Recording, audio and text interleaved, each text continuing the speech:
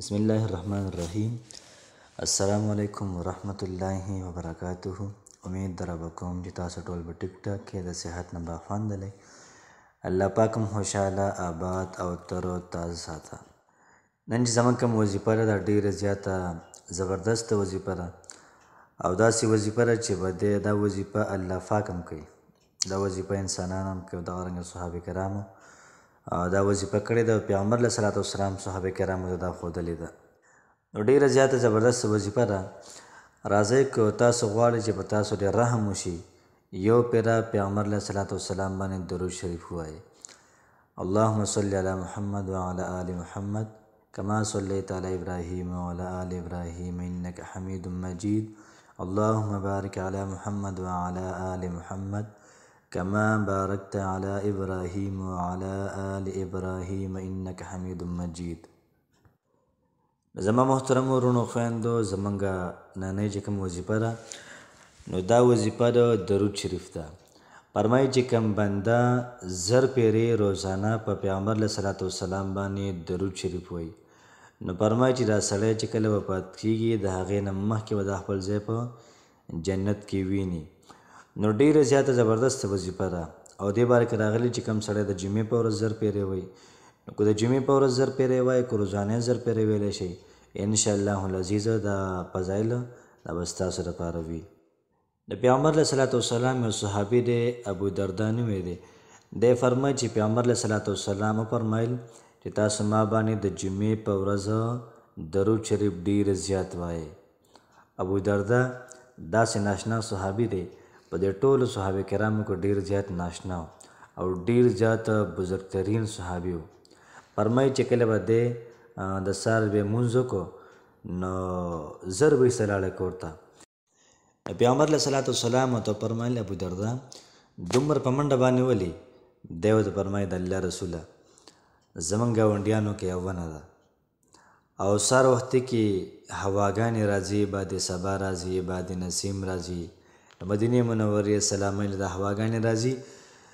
نو که زه دلته کې جومات کې کښېنم او دا هوا هلته لاړه شي او زموږ یو ګاونډي د هغوی ونه ده په هغې باندې ولګي، د هغې نه دا میوې لاندې موږ ته راپرېوځي او زما واړه ماشومان دي نو دغه ماشومان ورشي او دغه میوې دا راولي وخوري. نه زه دا وایم که نه چې وختي زه لاړ شم او دغه ځای جارو کړم او دا کوم میوې دي د هغوی کره واپس ورکړمه چې زما بچي دا پردي میوې دا ونه خوري. دونه بزرګ صحابي دی. نن سبا کو زموږ په خوا باندې د ګنو ټرالي لاړه شي یا دغه رنګې ګاډي والا راشي د سبزۍ والا یا د میوې والا نو خامخا دې د هلکانو د ماشومان یا د غټ سړي یو څیز ترې سیټ ټکوي یا جب ټکوي. دومره ناشنا صحابي دی. نو دا پیغمبر علیه صلات وسلام ورته وفرمیل چې ما باندې درود شریف دا ډېر زیات وایي ځکه چې په دې ورځ باندې فرشتې دا حاضرېږي. بیا پیغمبر علیه السلام فرمایي چې کوم سړی ما باندې درود وایي او دی د درود نه فارغه شي د دې سړي دا درود دا ما ته پیش کولی شي.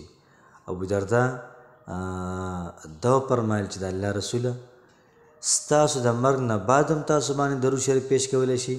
پیغمبر علیه صلات وسلام او زما د وفات نه بعد به ما ته ستاسو درود دا پیش کولی شي ځکه چې په ځمکه باندې د الله پاک فرشتې دا ګرځي او څوک چې ما باندې درود وایي نو ما ته راوړي.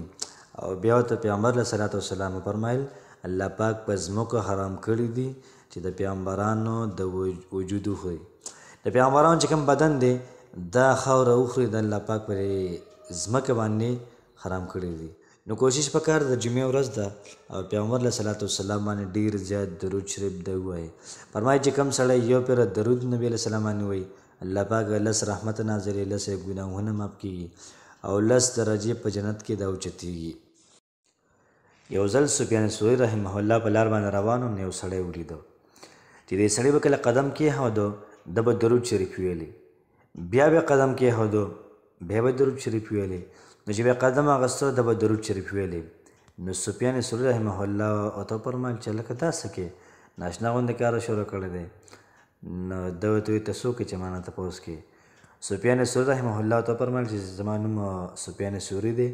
نو ده ورته وایي ښه د عراق والا دی. نو بیا ورته سفیان ثوری رحمه الله وایي چې ته دا څه حساب کتاب تا شروع کړی دی. دا ځوانو ته فرمایي چې ما خپله مور بوتلې وه د حج دپاره، زما مور آرام کو. نو چې کله زما مور آرام کو او ما کتل د مور مخ ته، و دا مخ یې تک تور شو او د مور زما کومه هیټه و دا سمه ډېره زیاته وپړسېدله. وایي زه ډېر زیات حیران شم او ما دا معلومه شوله چې زما مور ډېره زیاته ګنهګاره ده. وایي ما الله پاک ته لاس اوچت کړو، وایي ما د الله پاک نه دعا غوښتله، ای پروردګار زما دا مور دا ټیک.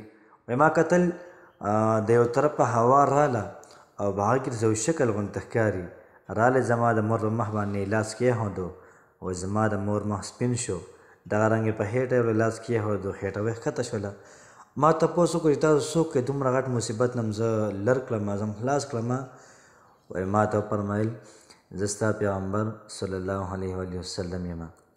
نو ما عرض وکړو چې یا رسول الله ما ته څه نصیحت وکړه.